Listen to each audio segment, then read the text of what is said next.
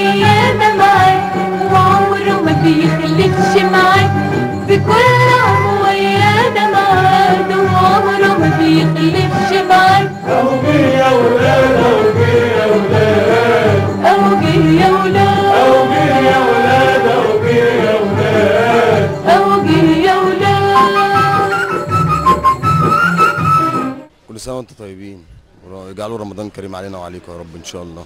رمضان بعد الثورة بسم الله ما شاء الله، الله اكبر. يعني بالنسبة كشغل في شغل، لان الناس حست بامان.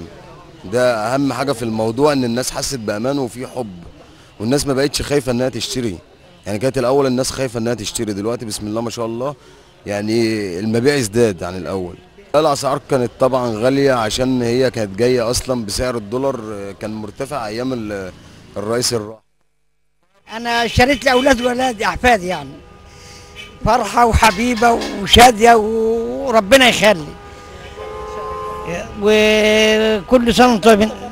أيوة طبعا فرحان، أيوة طبعا فرحان، لأن البلد كانت ضايعة، وحقيقة الله يديله الصحة وطول عمره الفريق السيسي، في حق ربنا يكرمه وإحنا صايمين. كل سنة وانتم طيبين، واحلى رمضان والله بعد اللي السيسي عمله بصراحه. يعني الفريق السيسي عمل اللي ما يعملوش 100 راجل بامانه، وربنا يخليه لنا يا رب ويبارك لنا فيه. كل سنه وانتم طيبين، والشعب المصري بخير وبصحه وسعاده. والله الكل انا شايف، يعني انا مش عايز اتكلم، الناس هي اللي بتتكلم والشعب هو اللي بيتكلم. رمضان السنه دي ليه اختلاف تاني عن كل سنه. رمضان السنه دي جاي متغير بالفرح. أوجه يا ولاد،